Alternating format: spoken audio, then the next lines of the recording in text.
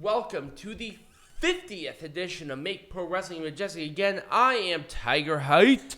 I'm still the Majestic champion for now. We have not done the audit. We'll do that tomorrow. There are like 36 matches that we did. Yeah, we ain't doing that. On. So, WrestleMania. I am not sober, by the way. We are not sober. Oh, also, let us know what you think about the new background. Yes, I did that. That was all me. I'm trying to filibuster so I can get this up because I did not have each of the things separate. Of course. They're all mixed in because we weren't sure what was going to happen. All right. Well, let's do that. Also, we're not going to be separating out the matches nor making Pro Wrestling Majestic again, so that all this right. We're just going to talk about WrestleMania. Right. Overall, this was a great WrestleMania. Oh, God, yes. Just absolutely awesome. It actually was a good WrestleMania. So let's start off with our first match. We have the Usos defending against Shinsuke Nakamura and Rick Boogs. This was totally out of nowhere. It was going really well, but then it was a torn quadricep. No, not a quadricep. It was a torn quad. It was a torn quad for Rick Boogs, and I think that ruined. It didn't ruin the match, but they had to call the audible. They had to call it off early. They did. Yeah, they did. They absolutely did. I think they did the best of jobs that they could, and honestly, I still had a lot of fun with the match. It was all right. It was a good opener. But here's the thing. Rick Boogs, even though he didn't do a whole lot, he did great. Mm-hmm. Especially that suplex where he went down to one knee and came back up. That was a grown man that he did that with. That's Still gotta buckle that knee though. Once again, here's the thing about pro wrestling. It's just that kind of thing where it takes all of one knee-jerk reaction to screw up all. I'm gonna give an Orange Cassidy thumbs down. I'm gonna give an Orange Cassidy thumbs up, to be honest with you. All right. Let's talk about Drew McIntyre and Happy Corbin. Actually, I like the story. I like the story. The story is fine. Yes, absolutely. But I'm so glad this is over. Yep. And also the fact that they did that end of days where nobody kicked out of this. Oh, yeah, that's true. That's one of the things that people are not going to really talk about is the fact that... And it's unfortunate because that was a great spot. Yeah, Drew McIntyre kicked out of the end of days. No one in NXT or in the main roster had ever done that. Ever. And then he did this at WrestleMania. Yeah. It was one Claymore, and it was also a fun match. They actually have a really good chemistry. Oh, absolutely. And I really like this match, to be honest with you. And then talk about the McIntyre sword incident with Madcap Moss. Yeah. So here's the thing about WrestleMania. WrestleMania is all about like the pomp and the circumstance and all the pageantry and stuff. They actually did a really good job with the rope cutting part of it. Right. Like so it actually was very... Madcap Moss tried to go in there for the attack, and Drew, with Angela getting her back, hit the sword, and they timed the slice with an over thing sound effect. I actually thought that was actually legit, sound effect. Yeah. No, it wasn't legitimate, but they did a great job with the placement and the timing of it. It looked really good. Oh, it did. I really liked it. Mm-hmm. Let's talk about the next match. We have the Mysterios taking on the Miz and Logan Paul. Let's talk about how good Logan Paul was. He did really good. I mean, he knows how to be a showman, and this proved it. Oh, I mean, there are people who hate Logan Paul, and you saw this on social media, and they said that he did such a great job. They're like, oh, what about Bad Bunny? It's a different person. Right. Bad Bunny did a great job, but Logan Paul, he's setting the bar for these celebrities. Oh, absolutely. Absolutely. He did a great job. He did showman perfect. Yeah. He had the entrance. He had the little Eddie Guerrero shake and the frog splash. Not the best frog splash, but you know what? I'm not going to hold that over his head. Are we going to blame him? His first WWE match? He literally did a split. Right. And he got kicked in the face. He looked like a wrestler. Yeah. And he sold better than a lot of the people on WWE right now. Right. We'll talk about that when we make that shit majestic again. Continue to filibuster while I'm trying to find the next match. I'm sorry, I'm sort of organized here. I'm filibustering now, apparently. Oh, great. All right, next match. Becky Lynch, Bianca Belair. for a match that we did not know how good it was going to be. It actually turned out pretty excellent. good. Yeah. It was excellent. It was definitely the best women's match of the night. By a mile. Oh, yeah, absolutely. I think because Peanut Gallery does not like Ronda Rousey at all. We'll talk about that later. But Becky Lynch looked like a badass. Yeah. Despite that. Oh, she did. Bianca Belair looked like $1,000,000, and they had a great match. Yeah, they did. I really wish this match was at SummerSlam because we were there live. Yeah. But that's being very selfish. But Bianca Belair won with one KOD, putting over Belair, putting over her finisher. Yep. And finally, Becky Lynch, after 2.5 years, is not a champion. Yep. She is not a champion. Yep, absolutely. It's crazy, but that's how you get somebody over. Right. That's how you do this. Well, let's talk about the big match of the night, in my opinion. This is the big one. Seth Rollins versus mystery opponent. We knew who it was. We knew it. But you know what? Here's the thing that WWE just does awesome. They swerve. They swerve you. It's not a swerve. It wasn't a swerve. It wasn't a swerve. They delivered exactly what they said they were going to deliver. Everybody knew that it was Cody Rhodes. We knew it. But guess what? It was still a moment. And I can talk a little bit more about Cody Rhodes' very extensive We'll talk about that when we make contracts. Pro Wrestling Majestic Yeah, exactly. again. Because honestly, what Cody Rhodes did tonight is the epitome of making Pro Wrestling Majestic again. Absolutely. I mean, Cody Rhodes legitimately made Pro Wrestling Majestic again He tonight. made this. I mean, this match was great too. I mean, not just in terms of the wrestling matches itself, but he actually made the industry majestic again through his actions. And we'll talk a little bit more about that. But Cody Rhodes did win with a crossroads after a bionic elbow. Everybody lost their minds. I got goosebumps. I didn't even care if I knew. I didn't care. Yeah. I just enjoy the moment for what it is. We'll talk about that. We'll talk about that when we make Majestic again. You can clear that we're not sober. But I think even now, I still have goosebumps. I'm like, this happened. And I think that's what WrestleMania is all about. All right, let's talk about the lesser of the two women's matches. I'm actually going to disagree with you on that. I think Are you sure? Absolutely. I think this one was better. I think Ronda Rousey and Charlotte Flair was better, despite Ronda Rousey being a little bitch. Well, you know what? We'll talk about it when we make Pro Wrestling Majestic. Yeah, we'll talk about that then. But I think at the end of the day, she still did the job, and Charlotte still looked great, and they had a great match. They did. It was a good match. I think it was better. The finish of the match, but no, I actually after everything else came out, I appreciate this match more. Okay, that's why. I think that's literally why I had that reaction. Right. And we'll talk about that when we make this shit Majestic again. But this was a great absolutely. match. And no matter what you say, Yep. Charlotte is the best women's wrestler, I think, in the history of wrestling. Or in the history of WWE for damn. I think period. Well, I legitimately think period.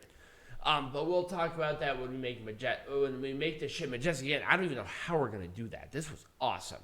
This felt like a WrestleMania match. It did. It felt like a WrestleMania match. And we'll talk about kind of what we talked about last week versus talking about this week. But let's move on to the last segment. So our last segment / actual thing. I felt that Peanut Gallery. Well, if you can figure it fucking out. Do I have this? I don't even think I have this. I don't. Anyway, we'll talk about that despite it. So, even though I actually do have the graphic, I just didn't have it on here. I don't believe. Continue to filibuster. So, anyways, Peanut. Oh, I guess Tiger Height, because Peanut Gallery knew it was going to be a match the entire time, but Tiger Height still trying to find out. I don't have it. Anyway, so we have the Kevin Owens. Well, I didn't think it was a match. I didn't put it on here because I didn't think it was a match. Dude, I am like 99.9% of the audience knew it was going to be a fucking match. So why do you have it on here? Here, let's filibuster with the cool thing here. So check this out. So our background is kind of like a moving entrance. So anyways, there was a no-holds-barred match for the main event of WrestleMania Saturday, because it's not night 1, night 2 WrestleMania. It's WrestleMania 38 Saturday. Right. And it was Stone Cold Steve Austin versus Kevin Owens. No holds barred match, and it was amazing. I liked it. I really did. It was a great way for Stone Cold Steve Austin to get involved in pro wrestling again without him exposing his bad injuries. It's kind of like how they did Goldberg back in Saudi Arabia with the no holds barred match. Like, right. It made him look good without him looking like it was weak. You know what I mean? We even gave it a ton of praise because WWE knows how to smoke and mirrors this really well. Yeah, they do. And so, obviously, continue to filibuster. I'm going to put everything back on. So anyways, let's talk about a couple of themes that we discussed about making pro wrestling majestic again. And I'm going to come out with the elephant in the room right now. So the build up to WrestleMania this year, as if you listened to our episode last week, was not good. Like, we did not like the build up to WrestleMania at all. Like, there wasn't a lot of storyline continuity. There really wasn't a lot of that magic that you kind of get from WrestleMania leading up to the event itself. And I think that this year, WWE kind of missed the mark on that, right? But their delivery, and I think this goes for night number 2 as well, the delivery for WrestleMania night 1 and night 2 exceeded my expectations based off of what I saw. I agree with you. From the build up to WrestleMania. But it brings up a very important point that the WWE should focus on that build up to WrestleMania. I understand that this year there was a lot of changes, but you still need to think about building that card up for that eventuality. Mm-hmm. Like, I remember times when WWE booked WrestleMania like a half a year in advance. Right. And they knew what the conclusion of it was. I wasn't feeling it this year. I love the results from that, but it just didn't have that same sort of build that I'm used to seeing. Exactly. And I agree with you on that. So let's talk about when we make this shit majestic again. Thank you for filibustering, by the way. And I think you did bring up a very interesting point because I watch it every week. Yeah. And up until this point, WrestleMania did not feel like WrestleMania. But this one, the event itself exceeded my expectations to the point of where I felt that magic. Right, I felt the magic at WrestleMania. Right. But the problem is that you should not feel the magic at WrestleMania. It should be like it should be built up. Here's the thing. It's kind of like stroking the penis, and then it comes up to a hardness, and then you release it at WrestleMania. You should not feel the magic at WrestleMania. You should feel a magic at WrestleMania. And that's what we were missing. Right. We were feeling the magic at WrestleMania, not a magic at WrestleMania. All right, so let's talk about this. Jesus, I have a frog in my throat. I know. So, particular revolving... Let's talk about Ronda Rousey. Yeah, let's talk about that, because Ronda Rousey... She's an enormous baby. Yeah, so let's talk about this. So there are rumors going around in the dirt sheets that Ronda Rousey was angry about the fact that she was not in the main event spot of WrestleMania Saturday. Right. And she actually walked out, according to rumors, allegedly walked out of the Hall of Fame ceremony. We're doing this because we can't confirm this and we don't want to get in trouble by our legal team. It's alleged.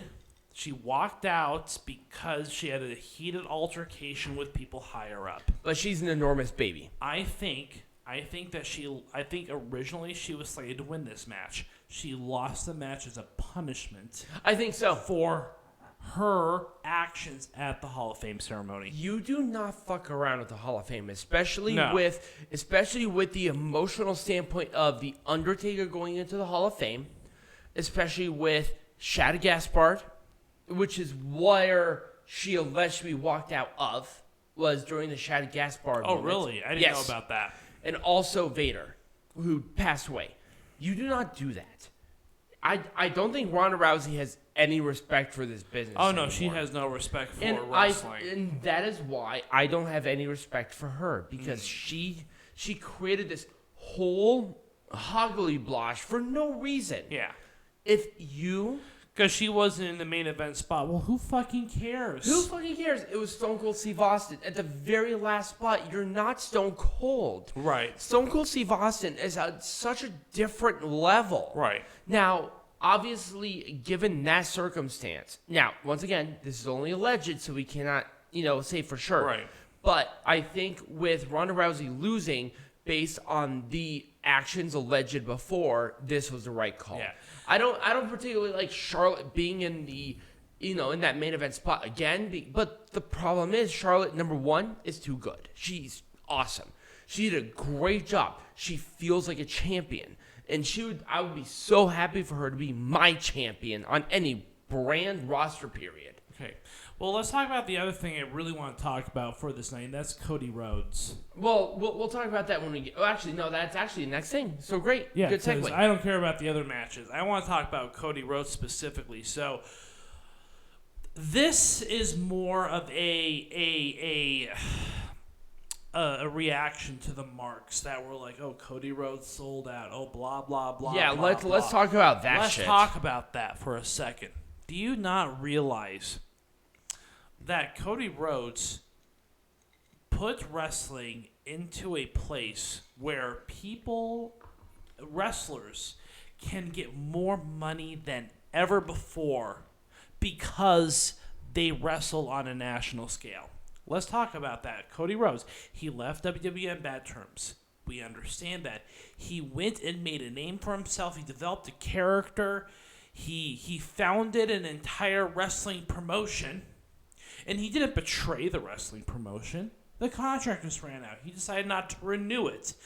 But guess what? According to rumors, allegedly, Cody Rhodes signed the most lucrative contract ever signed in WWE.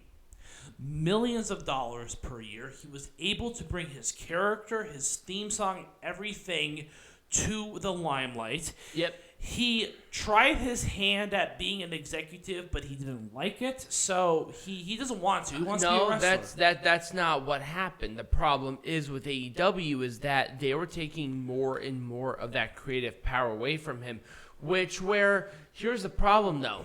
I understand the frustration because he did start the promotion, and you know what? I think WWE gave him that, but also the fact that this bus that he had, he can take his family with him, right. And WWE was willing to pay for it. Yeah, so WWE's paying for all these amenities.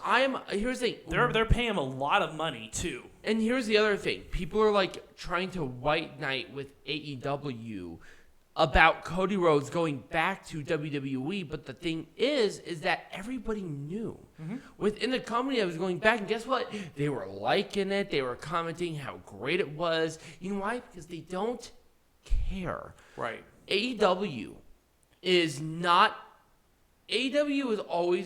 always been about the wrestlers. Yeah. And guess what? Cody Rhodes believes right now that signing with WWE at this point in his career is the right move. Yeah, it is. And guess what? They're in full support of that because they're not about that. He has unfinished business. He wants to win the WWE Championship.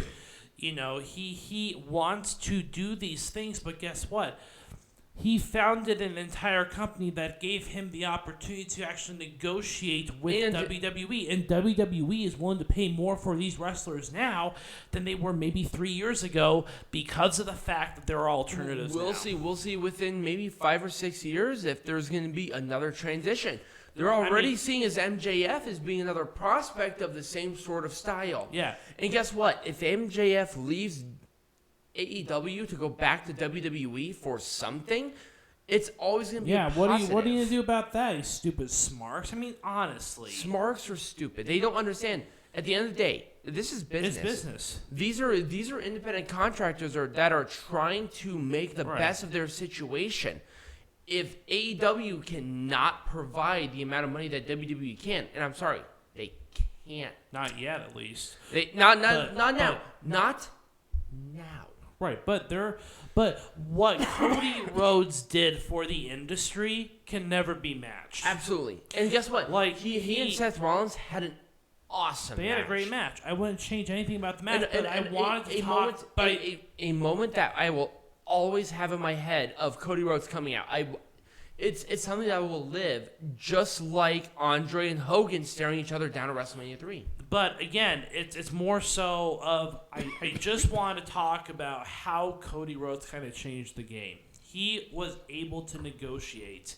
He was able to keep his character. He was able to keep his theme song. He was able to negotiate these things because WWE is no longer that monopoly. Right.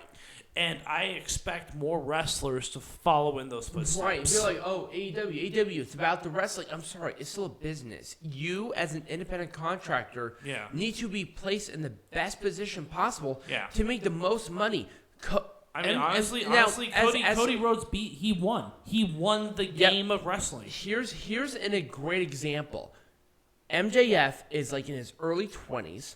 He doesn't have a family or a girlfriend that we're aware of. And he's fine right now. But Cody, as an individual, has a limited number of years left based on his given circumstances. And he also has a family. You have to give them the best opportunity possible because guess what? It's not permanent health insurance. All right. It's not. He's making $3 million a year based on the contract that we're aware of right now. And I think that's great. And also, he can take his family with him, so there's never going to be a disconnect. That's great. I mean, anyways, that's all I want to talk about with that. Well, I think overall, it was the best decision. I don't care about the other matches. Well, guess what? We're going to have to review it. All right, fine, we'll review it. That's how you have to make shit Majestic again there, Peanut Gallery. This is what I pay you the big bucks to do. Come on. You don't pay me anything. We have a roof over our heads. Shut up. Let's talk about the Usos, Nakamura, and Boogs. Literally, this was a victim of circumstance. I feel really bad for Rick Boogs. He did really good. Number one, he's over as shit. But the problem is that he just got, I don't know what happened. He picked up the other Uso, and it looked totally fine. But then he crumpled, and I thought it was just a thing with his injury because number one, their the promo videos were excellent. It explained a lot. That was great, and I thought it was just adding on to that storyline because of Boogs faking the leg injury, but that wasn't the case, and it sucks. It really does. A guy who had his WrestleMania debut had to be cut down like this. But the Usos and Nakamura, as the veterans that they are, still pulled off something good out of something that was really bad. So I'm overall very happy about that. Let's talk about Drew McIntyre and Happy Corbin. I never liked the whole intro sequence to what was going on. I never liked it. It was dragged out for way too long. And I don't think that I thought at first this was not a Mania match that I could think of being great. But guess what? They did it. And it was something that even Peanut Gallery, despite him not saying anything because he thought we were going to move on after Cody, it was good. It was good. It was something that was interesting. And guess what? It was a weaker match. I didn't really. It was one of the weaker matches of night one. I will agree with you on that. 100%. But based on like I said, the only thing I liked about this match was the fact that Drew McIntyre kicked out of or at least he kicked out of End of Days. He kicked out of End of Days. That was the only thing that I liked about this. But also, when Happy Corbin became happy, he was undefeated. And also the End of Days, you're absolutely right. But the thing is that that's WrestleMania moment right there. They built it. And guess what? No one's going to remember that. They're going to remember Drew McIntyre winning. No, they're not. They're not going to remember this match. They're not. That's the problem, though. It's a problem. That's the issue. I'm not saying that we should just forget about it. The issue is that this is not going to be remembered. That's what I don't like about it. Because it's not for anything other than a thing? Yeah, the fact that Drew McIntyre was able to be someone with the kick out after a finisher that's never been kicked out of before. Yeah, that's a pretty big deal. It is a big deal. And now here's the thing. What would you have done differently to make this shit Majestic? Nothing. Except it should have been more prominently displayed. I would say that, yeah. Like the piece, not the whole match. Fuck the match. Drew McIntyre with wrestling kicked out of a finishing move that had never been kicked out of. Here's what I would have done to really promote this.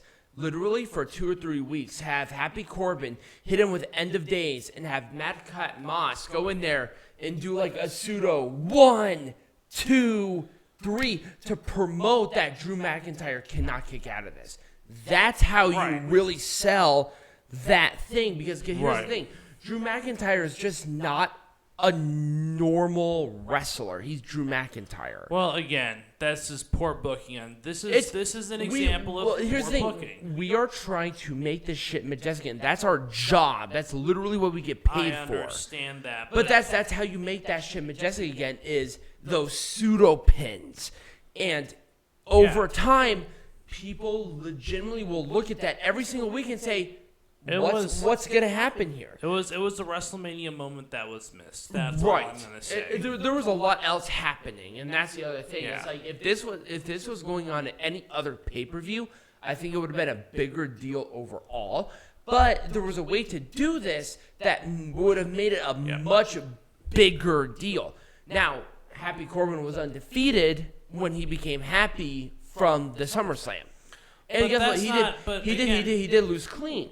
But again, that's not the important thing. The important thing was the End of Days kickout, which is what they were promoting more. That's what they need to promote even more and more. Right. Again, missed opportunity. It's a missed opportunity overall, but I will say, at the very least, they told a good story within the match. They did. And all of these matches told. They did. They told a really good story. Oh, yeah. Let's talk about... Okay, I will say one thing. Logan Paul did a lot better than I thought. Logan Paul did better than most of the NXT guys. Absolutely. The NXT guys suck. Logan Paul did better than The Miz. He did. He did? He absolutely did. Selling, facial expressions, timing, selling, everything. The guy knows how to wrestle. He knows how to do pro wrestling. He doesn't know how to wrestle. He knows how to play pro wrestling. Right. Peanut Gallery and I can't speak for Peanut Gallery, but I was never a big fan of Logan Paul, ever. I was never a big fan of the Pauls, but here's the thing. They are always good showmen. And I think part of wrestling is about being a good showman. And here's the thing. You have the athleticism that he already has because he was doing boxing. He was already athletic. But here's this guy sitting here, the smirks, the movements.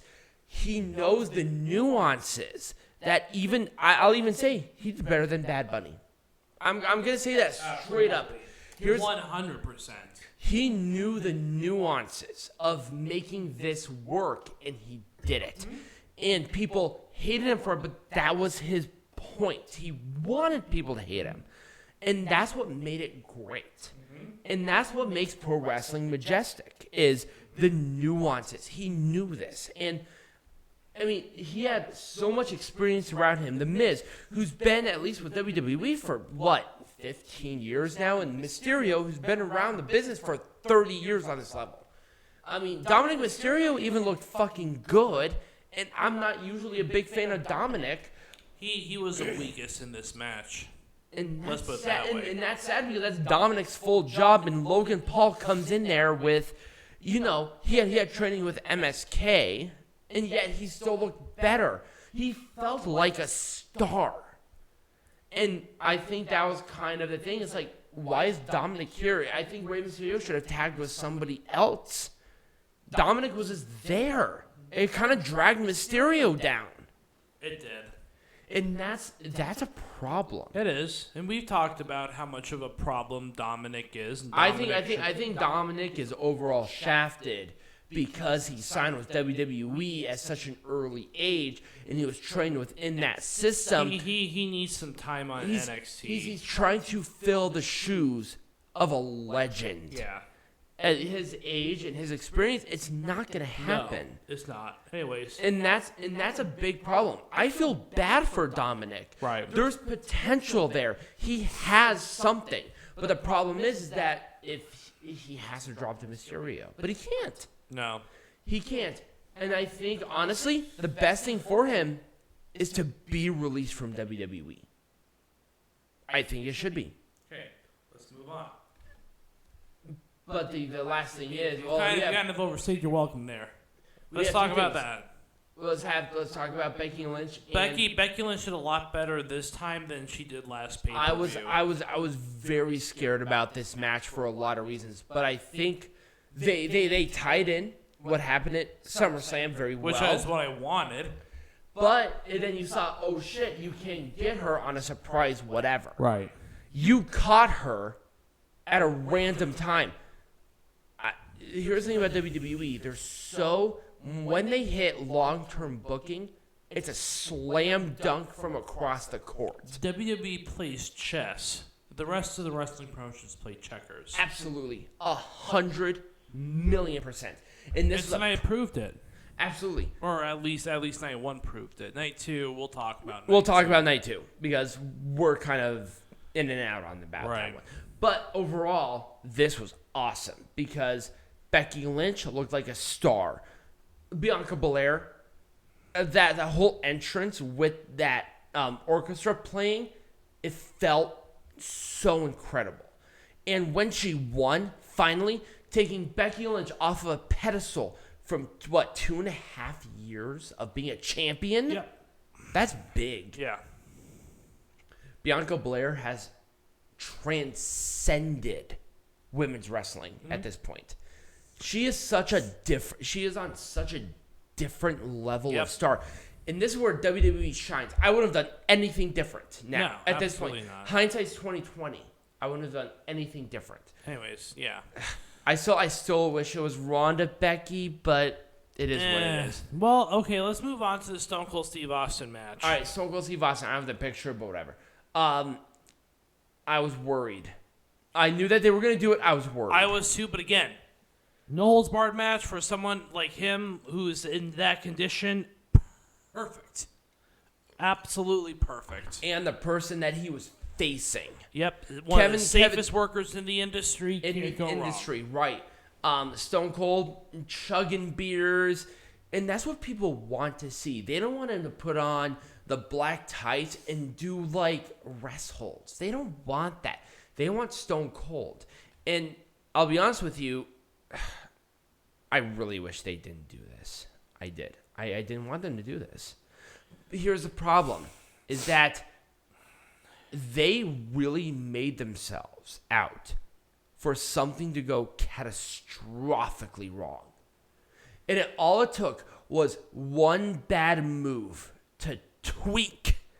And given night 2, they took a gamble and a half with Stone Cold doing what he did. Stunners and suplexes and a lot of this stuff that affected his back. Of a match since he's done it 19 years ago. This is where WWE shines. They know when something was going to work and something wasn't. They probably did drills with Stone Cold months ahead of this to make sure that he was okay. But they took a gamble. It paid off, but they took a gamble.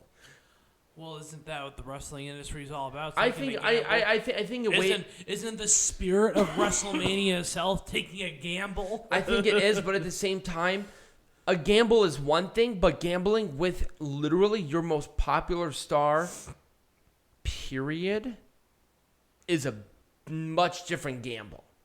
That's like telling Hogan to hit a leg drop on somebody now. Not quite the same, but I mean, maybe 10 years ago, but Stone Cold is still very much prevalent in those people's mind. And having him do stunners, sitting on his butt and doing suplexes and doing everything that he did, it was a risk. Yeah. But Stone Cold obviously was comfortable enough to do it, and it made they made this Mania such a special moment.